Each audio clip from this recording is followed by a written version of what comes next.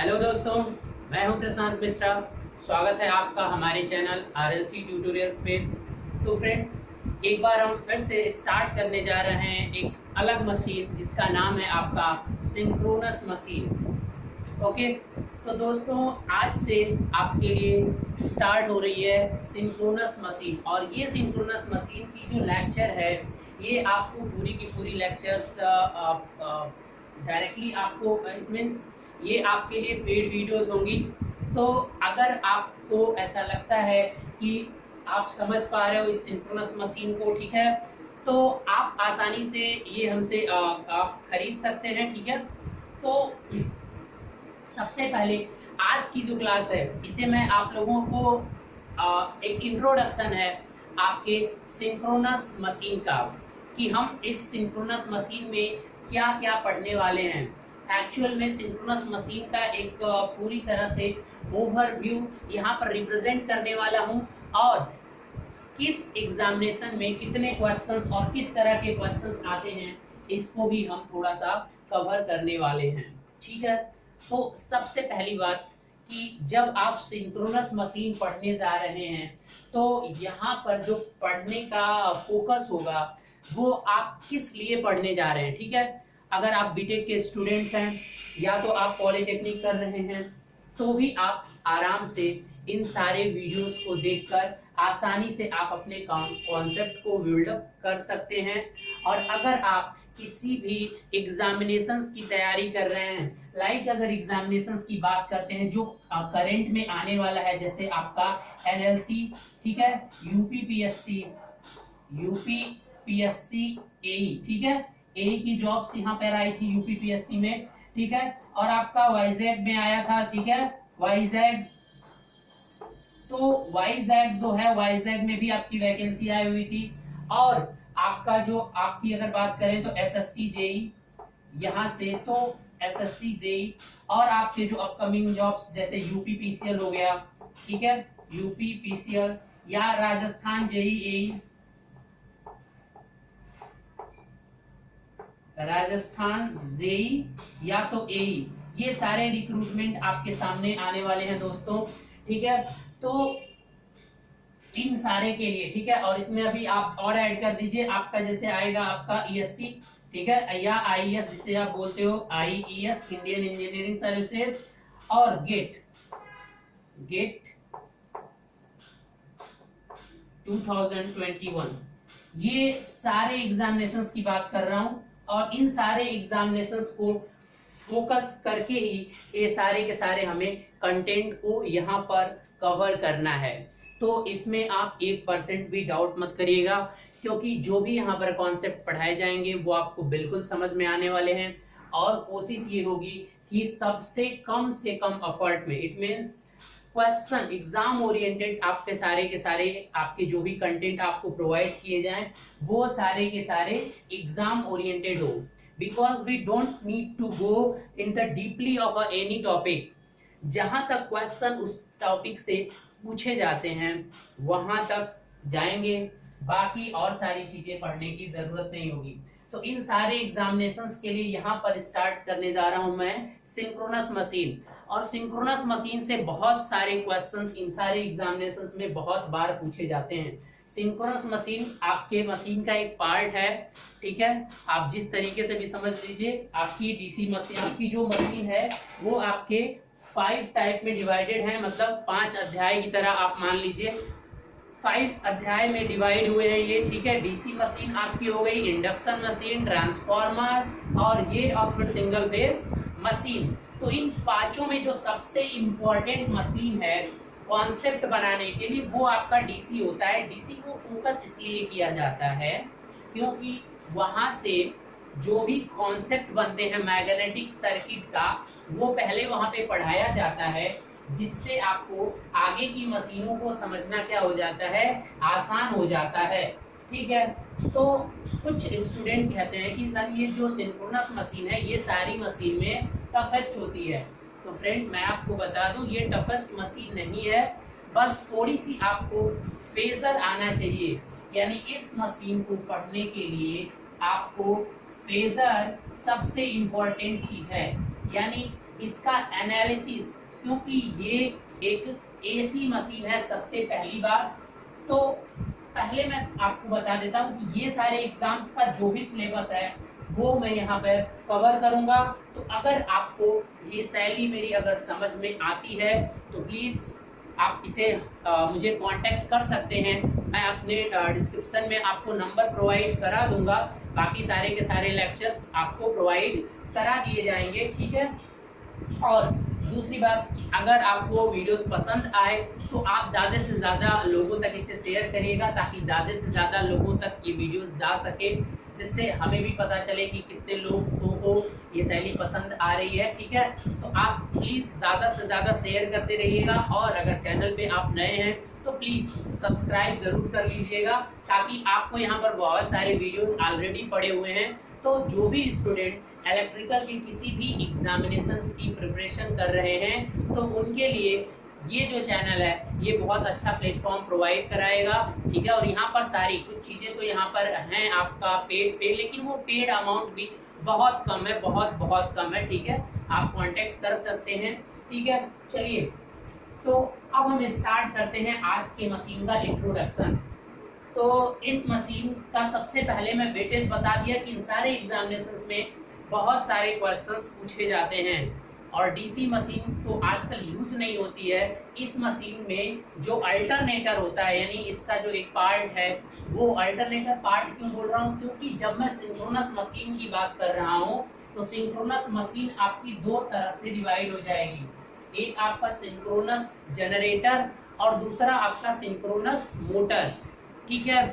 तो इसलिए जो सिंक्रोनस जनरेटर होगा उसे हम बोलते हैं जनरली अल्टरनेटर, और प्रेजेंट टाइम में जो भी आप इलेक्ट्रिसिटी जनरेट कर रहे हो दोस्तों, वो आप अल्टरनेटर से ही यूज कर रहे हो, यानी अल्टरनेटर का यूज करके ही आप उस इलेक्ट्रिसिटी को जनरेट कर रहे हो। इसलिए इसका एप्लीकेशन भी बहुत ज़्यादा है। जो आपके घरों में एसी आ रही है वो इन्हीं अल्टरनेटरों से जनरेट की जाती है। कैसे जनरेट की जाती है वो अलग टॉपिक जनरेशन का है, बट यहाँ पर जो जनरेशन के लिए जो आपकी मशीन बनाई जाएगी उसका पूरा का पूरा मैन्युफैक्चरिंग कैसे वो काम करता है। तो चलिए एक हम थोड़ा सा ब्रीफ इंट्रो 5 मिनट में देख लेते हैं कि यहाँ पर क्या क्या हमें पढ़ना होगा। तो देखिए, सबसे पहला टॉपिक तो होगा कि इसका एक बेसिक्स पढ़ने होंगे कुछ इसके, ठीक है। इसकी बेसिक्स मतलब इसका बेसिक्स डिजाइन, और उसके बाद से कुछ कंस्ट्रक्शन पढ़ने होंगे, ठीक है, कंस्ट्रक्शन। और फिर हम आ जाएंगे अलग अलग, थोड़ा सा डिवाइड हो जाएगा जनरेटर एंड अल्टरनेटर के बारे में, ठीक है। जनरेटर एंड मोटर दो पार्ट में ये डिवाइड होगा, और फिर हम यहाँ से इसे अलग अलग पढ़ेंगे, ठीक है फ्रेंड। तो यहाँ तक जाने के बाद से अब कंस्ट्रक्शन में आपका बहुत सारी चीजें आएंगी कि किस तरीके से ये मशीन कंस्ट्रक्ट की जाती है, क्या क्या पैरामीटर्स हमें ध्यान में रखने होते हैं। मेन कंसीडरेशन यही होता है कि आपको जनरेट करना है प्योर एसी, तो उसके लिए आप मैन्युफैक्चरिंग में क्या क्या चीज़ें इम्प्रूवमेंट के लिए ऐसा क्या क्या उसमें सजेशन करोगे ताकि आपको प्योर साइनोसॉइडल मिल सके, ये भी हम इसमें देखेंगे। अब हम जनरेटर और इसका क्या करेंगे, इक्विवेलेंट सर्किट ड्रा करेंगे, ठीक है। तो यहाँ से फिर आएगी इसकी इक्विवेलेंट सर्किट पढ़ेंगे हम इसका, ठीक है। इक्विवेलेंट सर्किट के बाद से हम पढ़ेंगे आपका रेगुलेशन, यानी वोल्टेज रेगुलेशन इसमें आएगा। सारे के सारे इंपॉर्टेंट टॉपिक है, वोल्टेज रेगुलेशन। फिर आएगा आपका आर्मेचर रिएक्शन,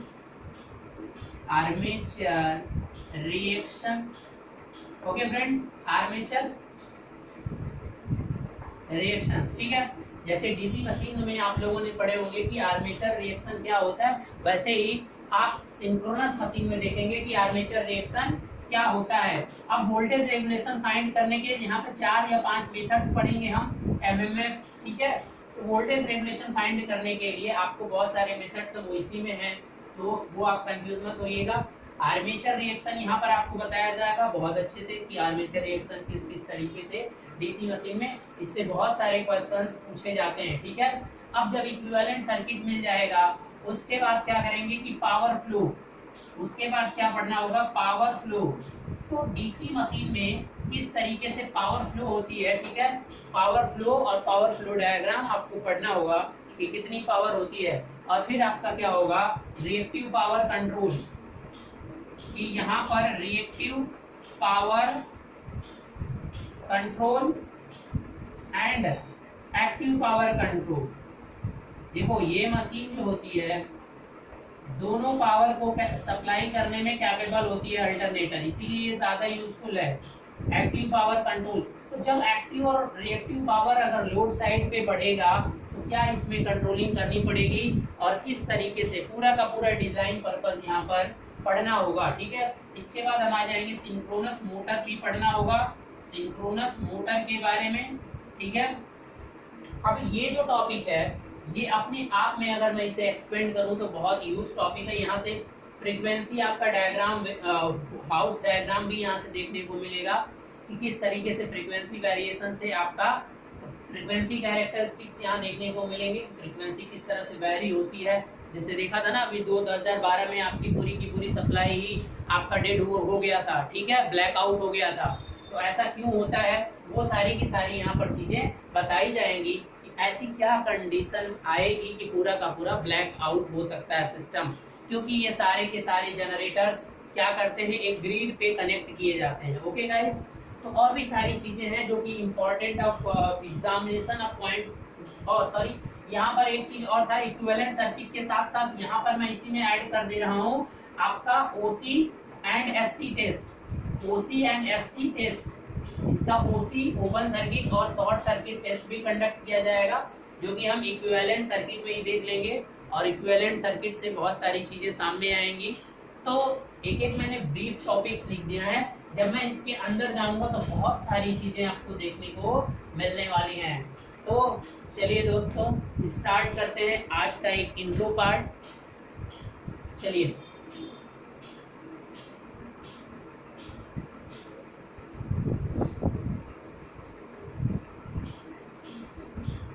अब जरा आ जाइए कि सिंक्रोनस मशीन, जब कोई भी मशीन जब हम पढ़ते हैं तो किसी भी मशीन को पढ़ने के लिए, चलिए मान रहा हूँ कि आपने कोई मशीन नहीं पढ़ी है, मैं जनरली एक मशीन से स्टार्ट कर रहा हूँ, तो ये सिंक्रोनस जो मशीन होगी, सिंक्रोनस मशीन, ये आपकी जो होगी डिवाइड हो जाएगी किसमें, पहला तो होगा आपका सिंक्रोनस जनरेटर, और जनरली इसी को हम क्या बोलते हैं, अल्टरनेटर बोला जाता है। बड़ा फेमस नाम है दोस्तों, अल्टरनेटर इसी को बोला जाता है। तो आप कभी भी कंफ्यूज मत होइएगा, जब भी सिंक्रोनस जनरेटर है तो उसी को क्या बोला जाएगा, अल्टरनेटर बोला जाएगा। अब दूसरा जो इसका पार्ट होता है सिंक्रोनस मोटर। तो देखिए सिंक्रोनस मोटर के साथ क्या क्या प्रॉब्लम्स हैं मैं बता दे रहा हूँ। ये जो भी एक मशीन है इसका नाम सिंक्रोनस मशीन क्यों है, सिंक्रोनस का मतलब क्या होता है, अब पहले वो मैं समझाने की कोशिश करता हूँ और इसके बाद हम देखेंगे मोटर और जनरेटर। जब भी कोई मशीन होगा उसे मोटर या जनरेटर में, जैसे हमने डीसी मशीन जब पढ़ा तो डीसी मोटर डीसी जनरेटर, ठीक है, ऐसे जब इंडक्शन मशीन पढ़ा इंडक्शन जनरेटर इंडक्शन मोटर, ठीक है। तो इसी तरीके से आप जब ये पढ़ोगे तो यहाँ भी आएगा सिंक्रोनस मोटर और सिंक्रोनस जनरेटर। तो जनरेटर का नॉर्मली काम क्या होता है, ज्यादा दिमाग नहीं, बहुत छोटी छोटी चीजें हैं लेकिन सारी चीजों को लेकर साथ में चलना है। जनरेटर क्या करेगा कि आपके मैकेनिकल पावर को इलेक्ट्रिकल में मतलब मैकेनिकल को किसमें चेंज करेगा, इलेक्ट्रिकल पावर में, ठीक है, ये समझ जाना। और ये क्या करता है, इलेक्ट्रिकल पावर को मैकेनिकल में जनरेट करेगा, सॉरी मैकेनिकल में चेंज करेगा, ठीक है। और उसका आप एप्लीकेशन जिस तरीके से भी कर लीजिए। तो सारे जनरेटर की तो यही डिफिनेशन होती है, ठीक है। यहाँ तक क्लियर है, किसी को कोई डाउट नहीं होगा क्योंकि अभी मैंने कुछ भी नहीं बताया, सिंपली आपसे बताया। अब दूसरा पॉइंट आपको सिंपल सा ये आना है कि जो इसका कंस्ट्रक्शन होता है किसी भी मशीन में, इन दोनों का जो कंस्ट्रक्शन होता है वो सेम होता है। तो इसीलिए जब हम पहले क्या करते हैं किसी भी मोटर को या किसी भी machine, that is like induction machine otherwise that is synchronous machine, otherwise it is what, DC machine. पहले उनके बेसिक्स को देखते हैं और बेसिक्स को समझने के बाद से प्रिंसिपल, क्योंकि दोनों के प्रिंसिपल लगभग सेम होते हैं, ठीक है, एक फोर्स और एक इंड्यूस्ड ईएमएफ का गेम होता है। तो चलिए प्रिंसिपल को अगर आप अलग भी मानते हैं तो जो कंस्ट्रक्शन होगा इन दोनों का, कंस्ट्रक्शन क्या होता है, कंस्ट्रक्शन आपका बिल्कुल क्या होगा, सेम होगा। इसीलिए जब भी हम कोई मशीन पढ़ने जाते हैं तो उसे मोटर और जनरेटर में डिवाइड करने से पहले उसके पूरे के पूरे कंस्ट्रक्शन पार्ट को बहुत अच्छे से हम क्या कर लेते हैं, पढ़ लेते हैं। क्योंकि एक सिंक्रोनस मशीन को हम जनरेटर के रूप में भी यूज कर सकते हैं और उसी सिंक्रोनस मशीन को हम सिंक्रोनस मोटर के रूप में भी यूज कर सकते हैं।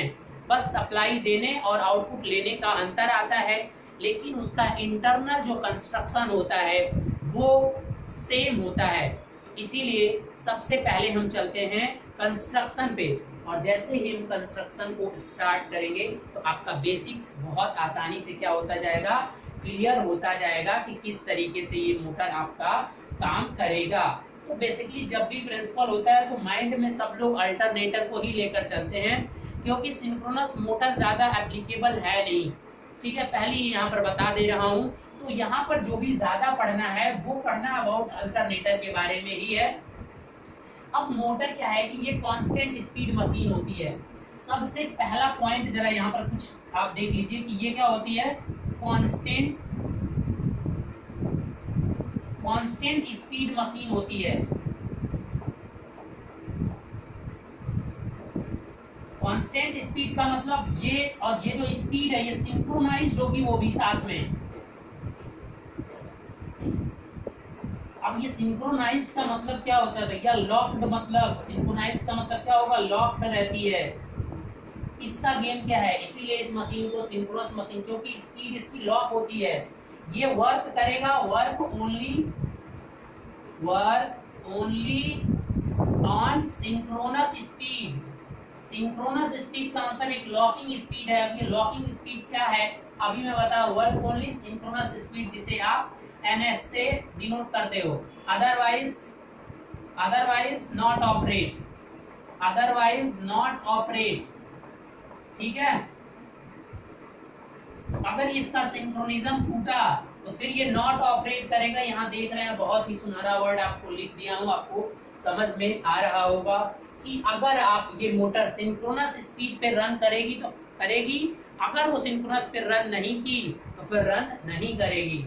इसीलिए इसका मोटर वाला पार्ट जो होता है, जैसे ही लोड वेरी करता है तो उसका सिंक्रोनिज्म बार बार टूटता है, जिसकी वजह से बहुत सारी प्रॉब्लम्स आती हैं और वेरिएबल लोड पर ये यूज नहीं हो पाता। तो जनरली आपका सिंक्रोनस मशीन कहीं सिंक्रोनस मोटर यूज नहीं होता है। मोटर सबसे ज्यादा पॉपुलर है आपका 3 फेज इंडक्शन मोटर, बट इस मोटर का यूज होता है कहाँ होता है, पावर फैक्टर इंप्रूवमेंट करने के लिए, ठीक है। कैपेसिटर बैंक की तरह इसका कंडेंसर बोला जाता है, इसे सिंक्रोनस कंडेंसर। इसी सिंक्रोनस मोटर का दूसरा नाम होता है सिंक्रोनस कंडेंसर। अब उसे सिंक्रोनस कंडेंसर इसलिए बोला जाता है कि उसे लीडिंग पावर फैक्टर पे ऑपरेट करा जाता है। आप टेंशन मत लीजिए, पहली क्लास है, सारा का सारा जो भी वर्ड आ रहा है पूरा का पूरा आपको समझ में आएगा। पहले आप एक एक तरह से बढ़ते चलिए। ये चीज समझ में आया आपको, कांस्टेंट तो नहीं बोला सकता, लेकिन मैंने बोल दिया कि लॉकिंग स्पीड है, यहाँ दिखा भी दिया, और केवल एक ही स्पीड पे। अब ये लॉकिंग स्पीड होती क्या है, किस तरह से लॉकिंग स्पीड होती है, अब इसको हम थोड़ा सा समझने की कोशिश करते हैं कि ये सिंक्रोनाइजेशन का मतलब क्या है। Why this is called the synchronization, synchronized machine. It means यहाँ पर जो आउटपुट होती है और जो इनपुट होती है दोनों के बीच में एक सिंक्रोनाइजेशन होता है। अब वो सिंक्रोनाइजेशन क्या होता है, मतलब एक लॉकिंग होती है। अब वो लॉकिंग को जरा देखने की कोशिश करिए, अब मैं आपको समझाता हूँ। चलिए एक एग्जांपल की हेल्प से मैं आपको समझाता हूँ कि इस सिंक्रोनाइजेशन और लॉकिंग की मतलब क्या होता है, ठीक है। तो सिंक्रोनाइजेशन का मतलब होता है कि दोनों चीजों को सिंक्रोनाइज होना, मतलब जैसे कोई एक काम कर रहा है तो दूसरा भी उसी के साथ क्या हो, उसी की सुर ताल में मगन हो। सुर ताल चेंज नहीं होना चाहिए, सिंपल सा भाषा में समझ लीजिए आप। तो मान लीजिए कि आपको एक फ्रीक्वेंसी 50 हर्ट्ज फ्रीक्वेंसी की क्या करनी है, 50 हर्ट्ज फ्रीक्वेंसी की आपको क्या करनी है, पावर जनरेट करनी है। आपको ये जनरेशन ध्यान से देखिएगा थोड़ा फ्रेंड, जनरेशन करना है। तो अगर ये पावर जनरेट करनी है 50 हर्ट्ज पे, तो आप इनपुट क्या देते हो, सपोज दैट कि ये आपका सिंक्रोनस मोटर है, ऐसे लिख दे रहा हूँ, चलिए जनरेटर लिखिए, एसडी मतलब सिंक्रोनस जनरेटर। यहाँ से इनपुट क्या दोगे आप, जनरेटर को इनपुट क्या देते हो, मैकेनिकल इनपुट। तो मैकेनिकल इनपुट क्या होता है, रोटेशन होता है। तो मान लीजिए इसको किसी स्पीड से आप घुमाएंगे, यही तो करेंगे ना। मैकेनिकल इनपुट देने का मतलब क्या हुआ कि आप एक स्पीड से इसके शाफ्ट को, मतलब जो भी होगा इसका एक अंदर वाला पार्ट, इसको मूव कराओगे और उसकी वजह से आपको आउटपुट पे क्या मिलेगा, एक इलेक्ट्रिकल आउटपुट मिलेगी। और जो इलेक्ट्रिकल आउटपुट मिलती है वहां पर आपका डिजायर्ड क्या है कि एसी, सबसे पहली बात कि डिजायर्ड क्या है, एसी सिग्नल। तो यहाँ पर एसी सिग्नल आपको मिल जाएगा। तो एसी सिग्नल जब भी जनरेट होती है तो उसकी हमेशा एक फ्रीक्वेंसी होती है। Is it clear? तो वो फ्रीक्वेंसी आपने किया है कि मुझे 50 ही चाहिए। तो अब यहाँ पर इनपुट और आउटपुट अलग अलग सुरताल में नहीं चलने वाले हैं, इन दोनों के बीच में सिंक्रोनाइजेशन होगा। मतलब अगर 50 हर्ट्ज आपको फ्रीक्वेंसी चाहिए तो आपको सिंक्रोनाइजेशन स्पीड का एक फार्मूला अभी, ठीक है, NS इज इक्वल टू होता है 120F divided by P, number of pole machine का। तो इस फार्मूले से यहाँ से F इज इक्वल टू क्या हो जाएगा, जरा इसको इधर भेज दीजिए, सिंक्रोनस स्पीड और ठीक है, P और डिवाइडेड बाई 120, ये दोनों फार्मूलों का। तो अगर मान लीजिए आपको 50 हर्ट्ज फ्रीक्वेंसी चाहिए, तो आपने अगर 4 पोल की मशीन बनानी है, मान लीजिए जनरली की 4 पोल का एग्जांपल लीजिए, तो यहाँ से जरा समझिएगा कि ये 120 हो गया और ये फ्रीक्वेंसी आपकी 50 करनी है और 4 पोल की मशीन है, तो 4 2 4 12 0, यानी कितना आ जाएगा 1500 आरपीएम। यानी यहाँ से इसको फिक्स करना है 1500 आरपीएम, ठीक है। और एक बार जब फिक्स हो गया आरपीएम, तो बस that is known as the synchronization. तो इनपुट और आउटपुट की स्पीड के बीच में, आउटपुट भी आपकी एक एसी है तो उसकी भी एक स्पीड, वो स्पीड किसमें मेजर करते हो, that is measure in the form of frequency. And the input have there is a rotation and that speed you mention in the RPM. But here in like DC machine you will operate 1200, 1300, 1400, you can operate at any speed. But in this type of machine you can't operate this machine at a desired any speed, okay, because here there are synchronization, should be synchronization input and output quantity, okay. So how is the how can you show the synchronization? This one is 50 hertz. मतलब क्या है कि अगर आप इसे 1500 RPM पे run कराएंगे तो यहाँ पर 50 हर्ट्ज की फ्रीक्वेंसी मिलेगी। अगर आपको 60 हर्ट्ज पे कराना है तो इसको आपको क्या कराना पड़ेगा, एक निश्चित एक स्पीड होगी, एक, ठीक है, लॉक्ड स्पीड, और उस स्पीड में अगर बदलाव होगा तो फिर ये जनरेटर क्या होगा, परफॉर्मेंस नहीं कर पाएगा। Is it clear? क्यों? क्योंकि आपका सिस्टम जो होता है पूरा 50 हर्ट्ज पे है, तो अगर एक जनरेटर दूसरा जनरेटर कुछ और परफॉर्म करेगा तो सारा का सारा सिंक्रोनाइजेशन का मतलब आप समझ गए होंगे असली लैंग्वेजेस में कि सिंक्रोनाइजेशन का मतलब क्या है, ठीक है।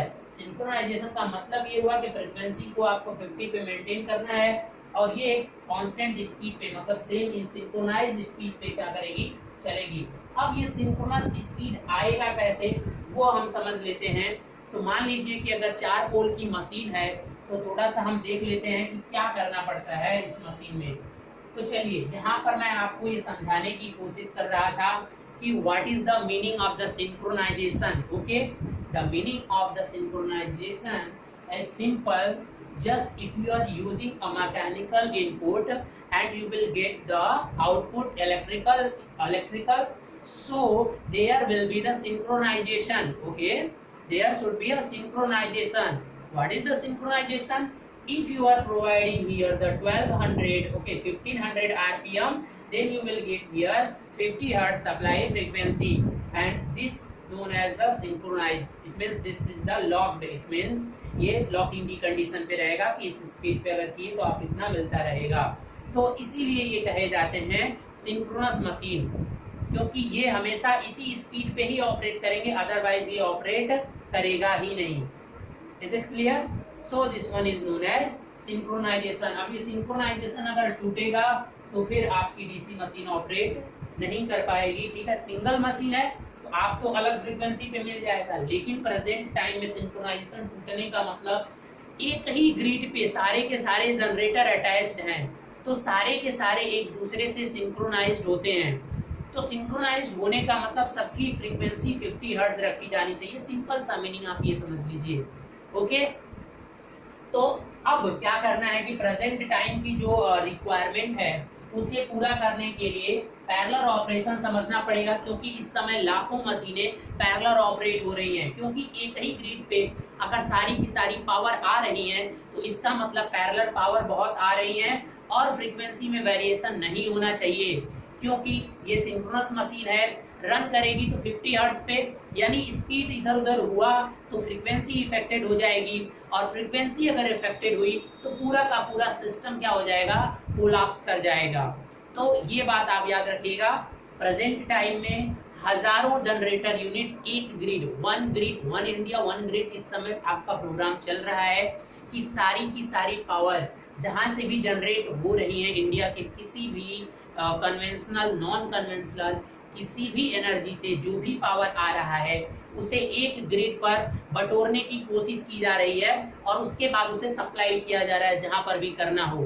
तो इस पार्ट में सोलर एनर्जी इस समय ज्यादा रोल प्ले कर रहा है। अगर नॉन कन्वेंशनल की बात करो, कन्वेंशनल एनर्जी की सॉरी, ठीक है, तो उसे बढ़ावा दिया जा रहा है। गवर्नमेंट की तरफ से भी बहुत सारे प्रोग्राम इनिशिएट किए जा रहे हैं, बहुत सारे आपके सोलर पैनल्स लगाए जा रहे हैं, ताकि, और आपको पता है कि सूर्य डीसी जनरेट करता है तो इस डीसी को फिर पावर इलेक्ट्रॉनिक्स के हेल्प से एसी में कन्वर्ट किया जाता है। ठीक है, और वो भी उसी ग्रिड पे दिया जाता है जिस ग्रिड पर ये जनरेटर आपको पावर देगा। तो ये जरूरी है कि उसको भी इसके साथ सिंक्रोनाइज होना पड़ेगा, क्योंकि ये एक सिंक्रोनाइज मशीन है, तो इसीलिए सारी चीजें यहाँ पर होनी चाहिए। तो सबसे पहले समझ लीजिए कि ये सिंक्रोनाइजेशन का मतलब क्या हुआ। Is it clear? बहुत ही इजी है, समझ गए ना। चलिए, डीसी मशीन में क्या होता है? डीसी मशीन में ऐसा कुछ नहीं है कि इसका कोई रूल नहीं है, क्योंकि वहां डीसी चाहिए होता है ना, तो इधर कोई भी रूल नहीं, इसे किसी भी उस पर ऑपरेट कर लीजिए, किसी भी 1400 आरपीएम, कोई 1200 आरपीएम, देखिए अलग अलग रेटेड पे आते हैं स्पीड, तो डीसी की तरह ये नहीं काम करेगा। तो चलिए, यहाँ तक शायद आपको क्लियर हो गया होगा।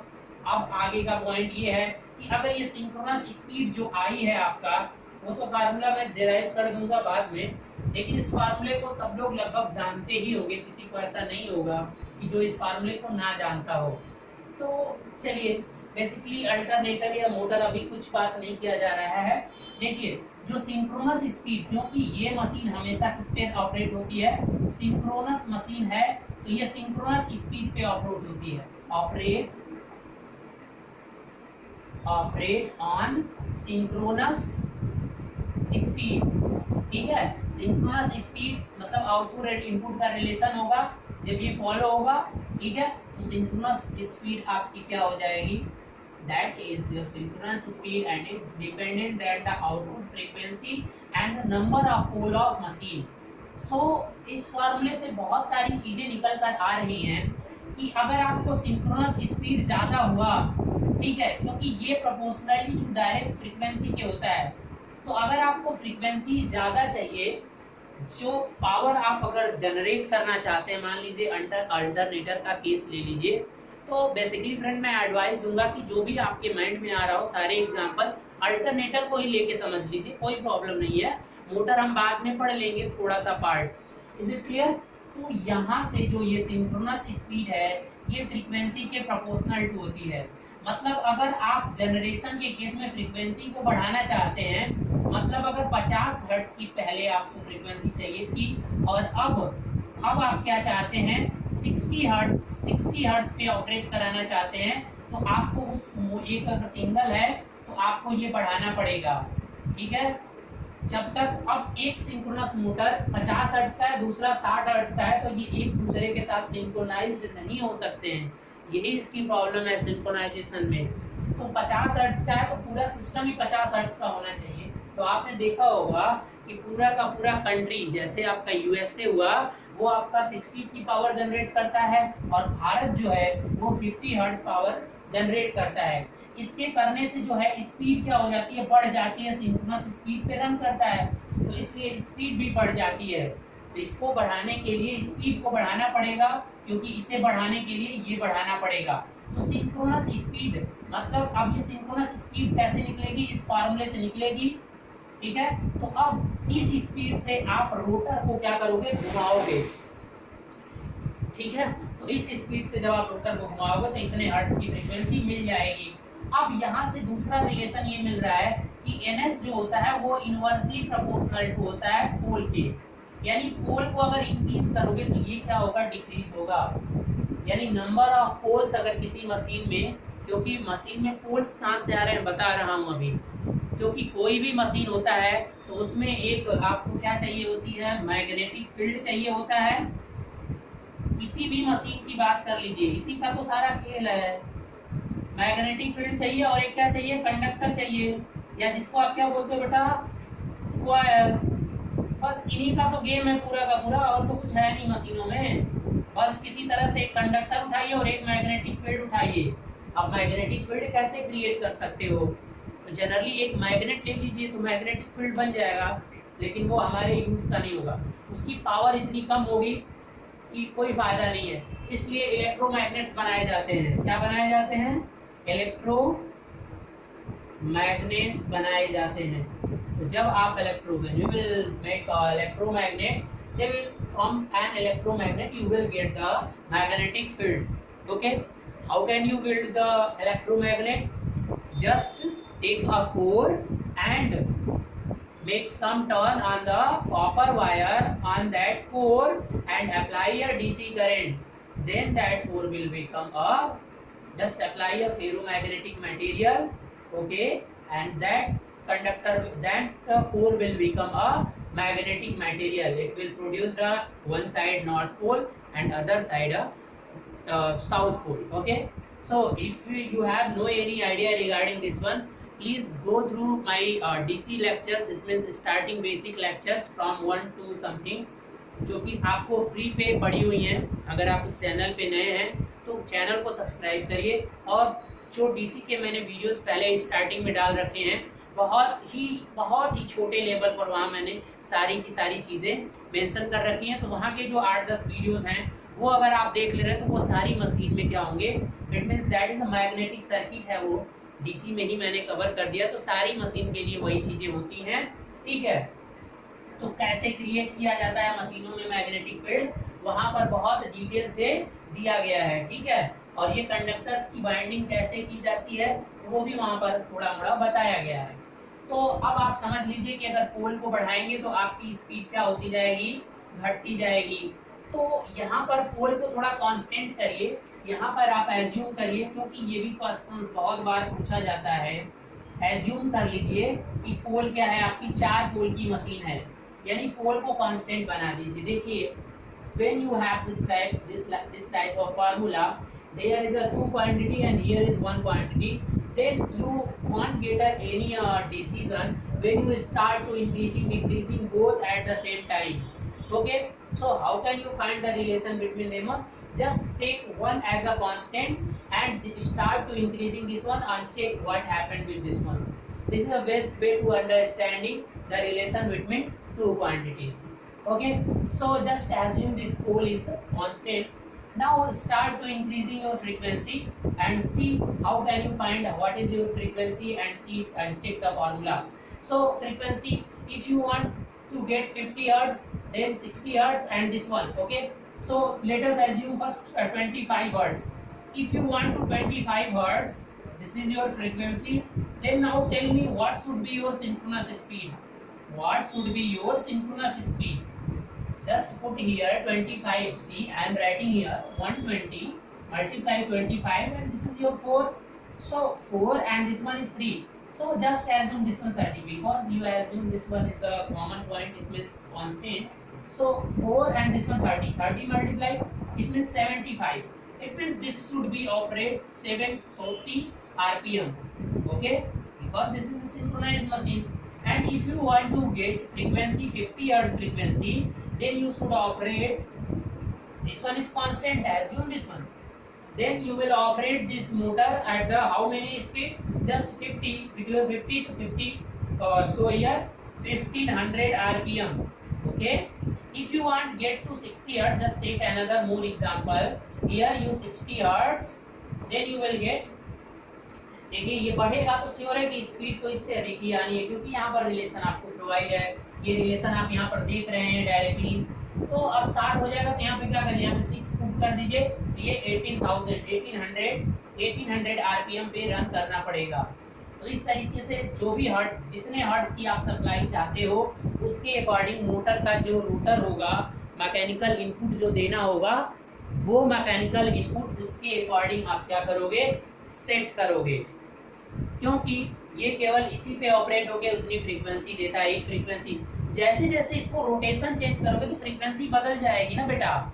तो अगर फ्रीक्वेंसी बदल गई तो इसका मतलब फ्रीक्वेंसी और इनपुट आपस में एक सिंक्रोनाइजेशन है, एक रिलेशन है दोनों के बीच में, that is known as synchronization. Input और आउटपुट के बीच में एक स्पेसिफिक रिलेशन है कि अगर ये इंक्रीज हो रहा है तो ये चेंज हो जाएगा, ये बढ़ेगा तो आउटपुट भी उसके अकॉर्डिंग बदल जाएगा। तो इसीलिए that one is known as synchronization. Input और आउटपुट के बीच में अगर कोई रिलेशन है, ठीक है, स्ट्रांगली, तो synchronization, you can say this one synchronise.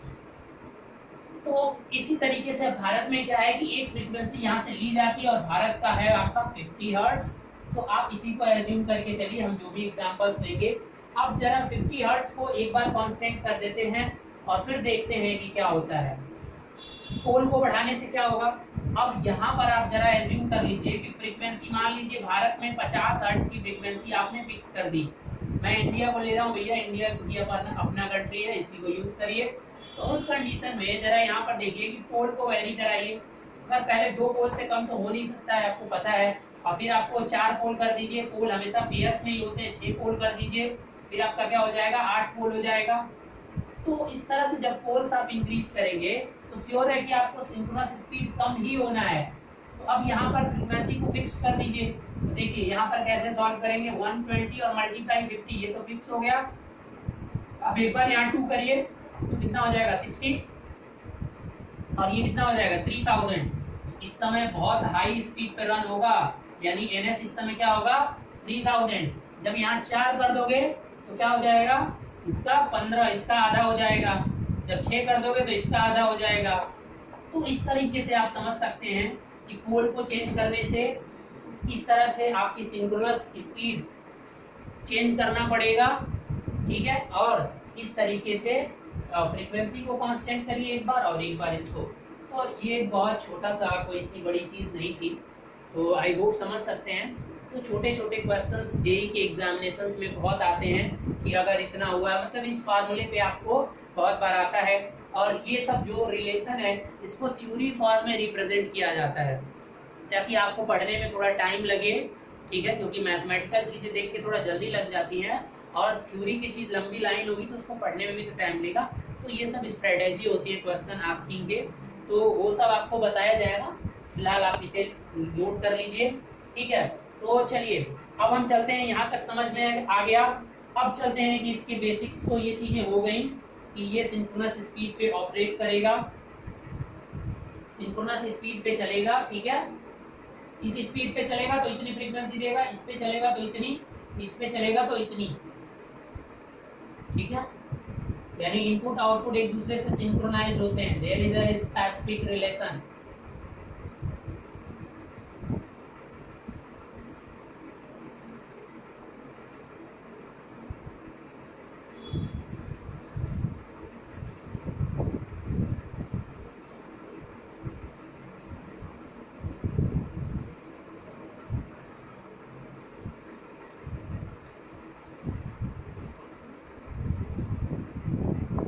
देखिए दोस्तों, अब आते हैं इसके बेसिकली कंस्ट्रक्शन पे। तो हर किसी भी मशीन का यहाँ पर अगर सिंक्रोनस मशीन है तो चलिए कोई नहीं, सिंक्रोनस मशीन तो हर मशीन के दो पार्ट होते हैं आपके, ठीक है।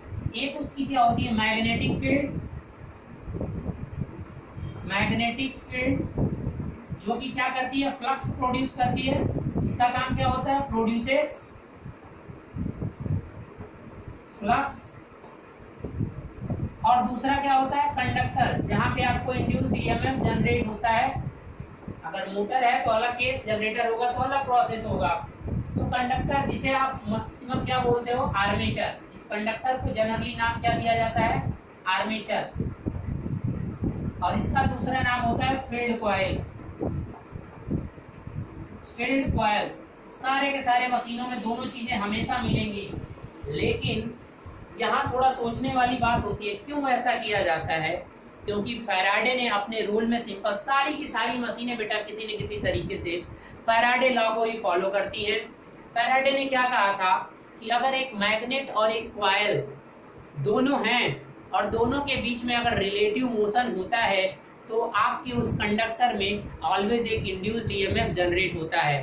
तो इस रिलेटिव मोशन का मतलब क्या होता है कि इन दोनों में से कोई भी एक क्या होना चाहिए रोटेट करना चाहिए। तो अगर इन दोनों में से कोई भी रोटेट करना चाहिए तो ये आपके पास ऑप्शन है कि आप किसको रोटेट कराना चाहते हो और किसको स्थिर कराना चाहते हो, ठीक है। यानी यहाँ से बात करें तो आपका एक पार्ट क्या होता है स्टेशनरी और एक क्या होता है आपका रोटेशन पार्ट, रोटेटरी पार्ट। तो अगर आप बात करो स्टेशनरी पार्ट तो यहाँ पर जो होता है इस मशीन में ये जो फील्ड कॉइल होती है उसको क्या रखा जाता है रोटेटरी पार्ट होता है। रोटेटरी पार्ट मतलब क्या है, इसको बोलेंगे रोटर बोला जाएगा, इसको रोटेट कराया जाएगा। बात आई समझ में, इसको क्या बोला जाएगा रोटर। और जो आर्मेचर कंडक्टर्स होते हैं ये आपका स्टेशनरी होगा।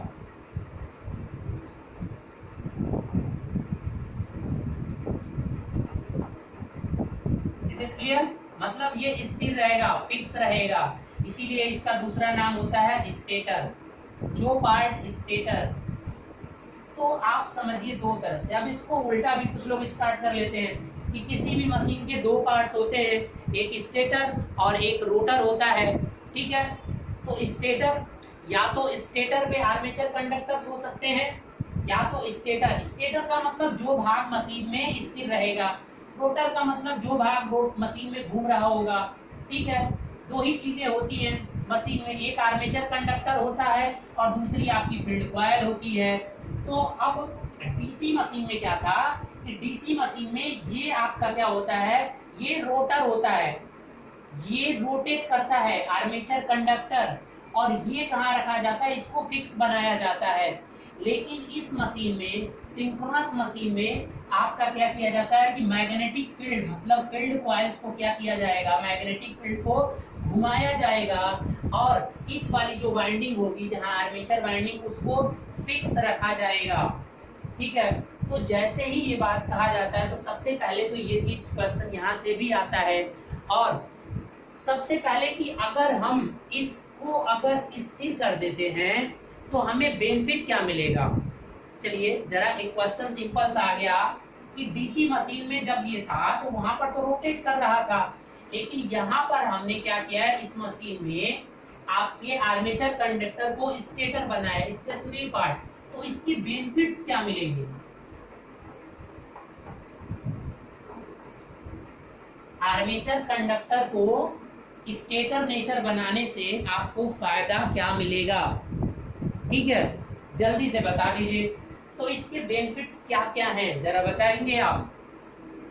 देखिए आर्मेचर कंडक्टर्स क्या होता है, चूंकि ये मशीन किसकी है यहाँ पर 3 फेज मशीन है, ये 3 फेज मशीन होती है। तो जब 3 फेज की ये मशीन है आपका सिंक्रोनस मशीन यहाँ पर 3 फेज मशीन है, तो ये जो कंडक्टर होंगे ना आर्मेचर पे इसकी वाइंडिंग जो होती है 3 फेज वाइंडिंग होती है। कैसे की जाती है अभी बताऊंगा, आगे के लेक्चर्स में देखेंगे हम।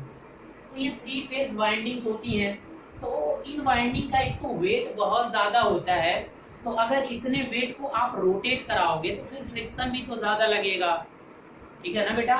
इतने भारी चीज को रोटेट अगर कराया जाए, उसको रोटेशन में डाल दिया, चलो मैं आपने बोला नहीं सर इसको मैं रोटेट कराऊंगा और मैग्नेटिक को स्थिर, तो बहुत बड़ी बड़ी मशीनें बनती हैं ये, बहुत बड़ी बड़ी।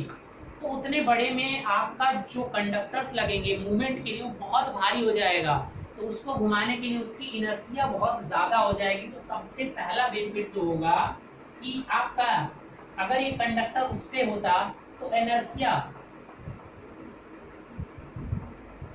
क्या होता है, बहुत ज्यादा होता है। इनर्शिया ज्यादा होने से इनर्शिया बहुत ज्यादा होता है, इनर्शिया हाई होता है ना आपका, तो जिसकी वजह से अगर ये फिक्स है तो बेनिफिशियल है। So at stator, so if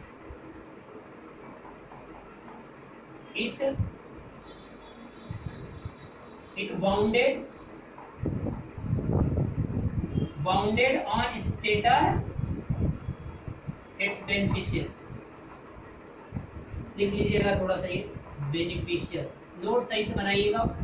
तो आपको क्या होगा कि ये बेनिफिशियल होगा, क्योंकि कोई भी चीज भारी चीज, क्योंकि मैग्नेटिक जो कॉइल्स होती हैं ये वाली कॉइल्स इतनी ज्यादा जरूरत नहीं होगी, लेकिन ये जो इसकी वाइंडिंग होती है वो बड़ी कॉम्प्लेक्स होती है और बहुत भारी, वेट बहुत ज्यादा हो जाता है। तो किसी भारी चीज को घुमाने के लिए आपको क्या लगेगा, इनर्शिया बहुत ज्यादा लगेगा। लेकिन अगर आपने उसको स्थिर कर दिया तो फिर वो तो घूमेगा नहीं, तो जब वो घूमने का उसका सवाल ही नहीं आता है तो फिर हाई इनर्शिया की आपको जरूरत नहीं पड़ेगी। तो सबसे पहला आपका एडवांटेज यही है, ठीक है। चलिए अब दोस्तों देखिए, वीडियो हो सके तो मेरी मोबाइल में स्पेस नहीं, शायद जगह अभी पास हो जाए, तो अगर जहाँ पे भी हो जा रहा है वहाँ से आगे देख लेंगे, ठीक है। तो आप देखते रहिए और प्लीज ज्यादा से ज्यादा जरूर शेयर करिएगा और सब्सक्राइब जरूर कर दीजिएगा चैनल को, ठीक है। चलिए, तो एक तो ये बेनिफिट मिल गया, और दूसरा बेनिफिट क्या होता है कि अगर इस स्टेटर वाले पार्ट, अगर इसको स्टेटर नहीं बनाया आपने आर्मेचर को, ठीक है, अगर ये रोटर पे रहा तो उसका जो इंसुलेशन होगा ना, इजी इंसुलेशन हो जाता है। तो चलिए यहाँ पर कुछ चीजें मैं लिख रहा हूँ, बेनिफिट क्या क्या है वो चीजें देखते हैं।